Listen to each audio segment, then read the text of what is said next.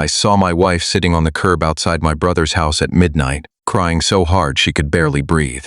Her phone was lying on the ground beside her, and when my headlights hit her face, she looked up like she'd been caught doing something terrible. I froze. My brother's house was 30 minutes away from ours. She had told me she was spending the night at her mother's place. So why was she here? And why was she crying outside my brother's door at midnight? At that moment, only one answer entered my mind. She had betrayed me. But before we start today's story, please subscribe to the channel and like this video.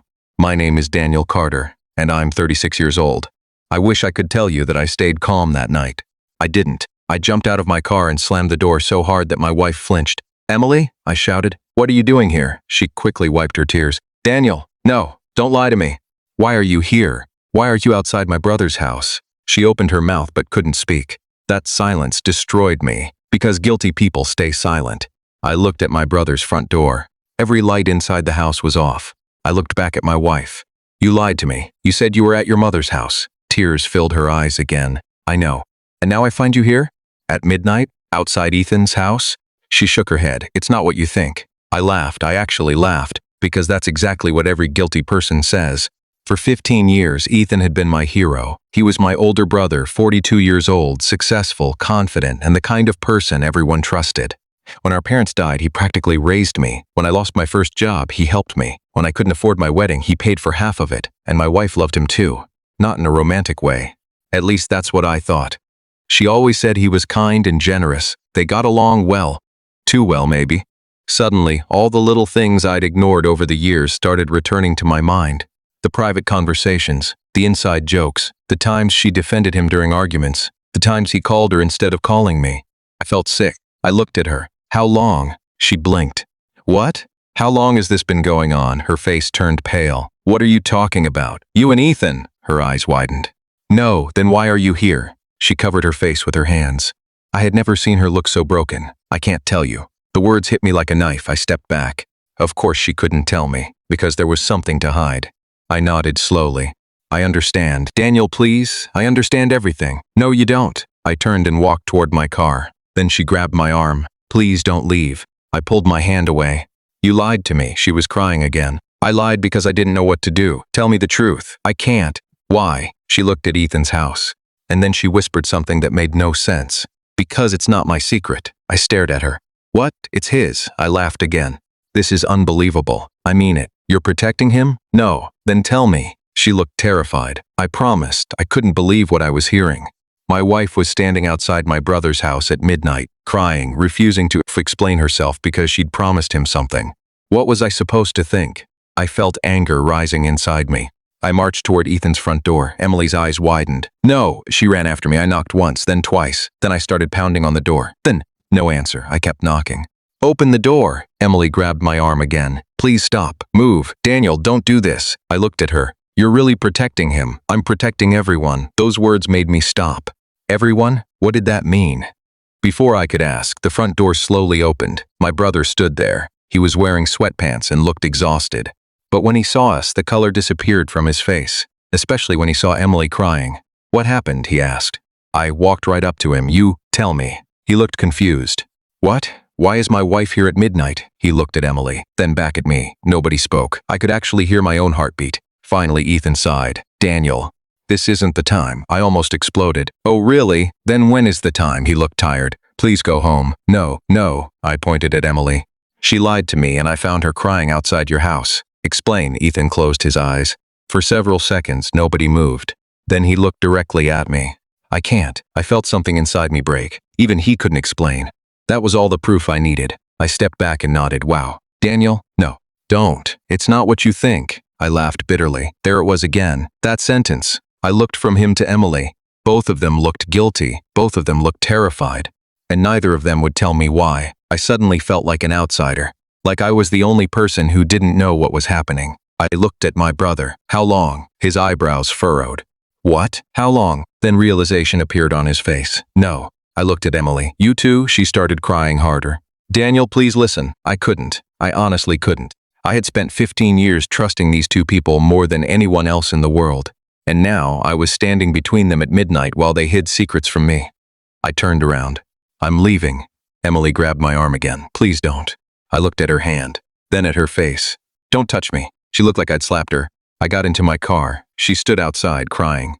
My brother stood silently at his front door. I drove away. I don't remember getting home. I only remember sitting in the dark living room for nearly an hour. Then my phone rang. It was Ethan. I ignored it. Then he called again and again. Finally, I answered. What? His voice sounded shaky. Please let me explain. I laughed. Now you want to explain? No. Then why did you call? There was a long silence. Then he said something that made my entire body go cold. Because if you don't know the truth tonight, tomorrow might be too late. I sat upright. What? I need to tell you something. Tell me. Another silence. Then he whispered, It's about Dad. I frowned. Our father died 18 years ago. I know. Then what about him? I heard Ethan take a shaky breath. And then he said 7 words that completely changed everything.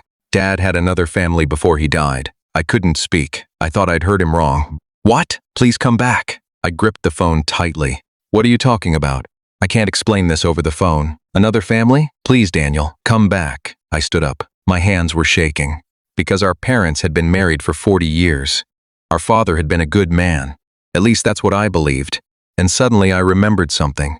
A strange thing. 2 weeks earlier, I'd found Emily reading old documents in Ethan's office. When I asked what she was doing, she quickly closed the folder. At the time, I thought nothing of it. Now my heart started racing. I slowly asked, What does Emily have to do with this? There was complete silence on the other end. Then my brother answered, Everything. And the line went dead.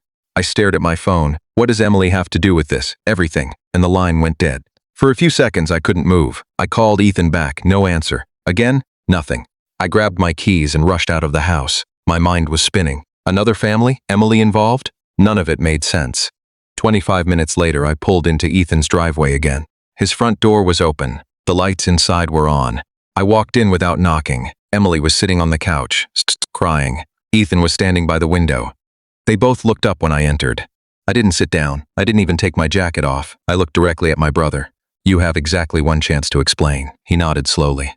Then he walked to a cabinet and removed an old wooden box. I recognized it immediately. It had belonged to our father. I hadn't seen it in years. Ethan placed it on the coffee table. Inside were old photographs, letters, and several documents. My heart started beating faster. He handed me a photograph. I looked at it. There was my father, standing beside an unfamiliar woman. And between them was a little girl. She looked about 6 years old. I frowned. Who are they? Ethan's eyes filled with tears. The woman was named Sarah. I looked up. And the girl? He swallowed hard. The girl was her daughter. I still didn't understand. Then he whispered, and she was also Dad's daughter. I stared at him. No. He nodded. Yes. I looked at the photograph again. I couldn't breathe. No, that's impossible. It isn't. I dropped the picture onto the table. My father cheated on Mom? Neither of them answered. That silence was answer enough. I felt sick. I sat down because my legs suddenly felt weak. Everything I thought I knew about my father was cracking apart. When did you find out? I asked. Ethan sat across from me. 8 years ago. I looked up sharply. You knew for 8 years? He nodded. And you never told me? I promised Dad. I laughed bitterly. Promised a dead man? A tear rolled down Ethan's face. 3 days before he died, he told me everything. I couldn't believe it. He had another daughter. And you kept it secret? He nodded again. I stood up. I was angry. At my father, at my brother, at everyone. Then another question hit me. I looked at Emily. Where do you fit into this? She wiped her tears. I found the letters. What letters? She pointed at the box. A few weeks ago. I remembered seeing her in Ethan's office. The old papers. The folder. Suddenly, it all made sense. I read one of them by accident, she said softly. I didn't know what it was at first. Then I realized your father had another child. I looked at Ethan. You let her know? He nodded. I had no choice. She already knew. I ran my hand through my hair. This was insane. Then I remembered something. I looked at Ethan. You said tomorrow might be too late. His expression changed. He suddenly looked devastated. Then he reached into the box again. This time he handed me an envelope. I opened it. Inside was a medical report. I looked at the name, my brother's name. Then I looked at the diagnosis. I froze. I read it again, then again. I couldn't process it. Ethan had advanced pancreatic cancer. I slowly raised my eyes. No, he didn't speak. His eyes were full of tears. The room felt like it was spinning. You're sick? He nodded. How long have you known? 6 months. I couldn't speak. How bad is it? I whispered. He looked down. The doctors don't think I have much time. I felt like all the air had left my body. Suddenly I understood why Emily had been crying outside. I looked at her. She burst into tears. He wouldn't let me tell you. I looked back at him. You hid this from me? He nodded. I was shaking. Why? Because I didn't want you watching me die. The words shattered me. I'd spent the last few hours accusing my wife and brother of betrayal, and all this time my brother was dying. I sat down again. I couldn't stop staring at him. He suddenly looked older, smaller, fragile. I remembered him teaching me to ride a bicycle. I remembered him helping me move into my first apartment. I remembered him standing beside me at my wedding. This man had practically raised me, and now he was telling me he might not have much time left. Then he said something else. I found her. I blinked. What? Our sister. The room went silent. What? He nodded. I found Dad's other daughter. I just stared at him. She's alive? Yes. I couldn't speak. I had a sister. An entire person's existed somewhere in this world, and I had never known. I wanted to tell you after I met her, he said. But then I got my diagnosis. I looked at him. And Emily? I asked her for help. She nodded. He was scared. He didn't know what to do. I looked at both of them. Then everything finally clicked. The secret, the lies, the crying, the late-night visit. None of it had been an affair. It had been fear, grief, and a dying man carrying too many secrets. I covered my face with my hands. I felt horrible. I had accused them of the worst things imaginable. Then I looked up. Why was Emily outside tonight? She took a shaky breath.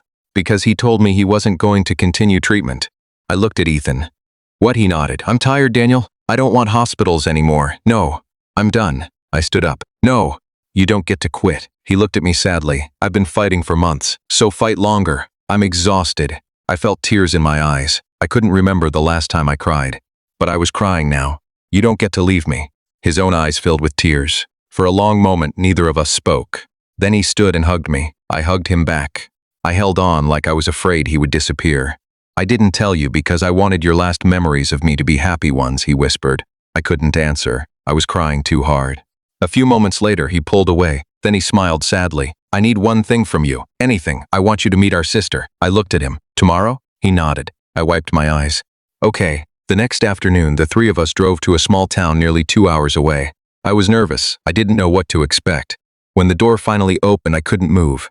A woman around 30 years old stood there. She had our father's eyes. I saw them immediately. She looked nervous too. Hi, she said softly. I couldn't speak. Then she smiled. And somehow that made everything real. I had a sister. For 36 years, I didn't know she existed. And there she was. A complete stranger who somehow felt familiar. Her name was Hannah. We spent 6 hours talking, laughing, crying, sharing stories, and for the first time in years, I saw my brother genuinely happy. Months later, Ethan passed away peacefully. Losing him was the hardest thing I have ever experienced. But before he died, he brought our broken family together. He gave me a sister, and he reminded me of something I'll never forget. Sometimes the things we fear most are not the truth. Sometimes people aren't betraying us. Sometimes they're carrying pain we cannot see. That night outside my brother's house, I was absolutely certain my wife had destroyed my marriage. Instead, I discovered that my brother was dying. My father had hidden an entire family. And I had a sister I never knew existed. Life taught me a painful lesson. Never let suspicion speak louder than love, because the people who seem guilty may actually be suffering in silence. If this story touched your heart, take a moment to think about the people and memories you never want to lose. And if you enjoy emotional stories with powerful twists and meaningful lessons, please subscribe to the channel, like this video, and share it with someone who means home to you. I'll see you in the next story.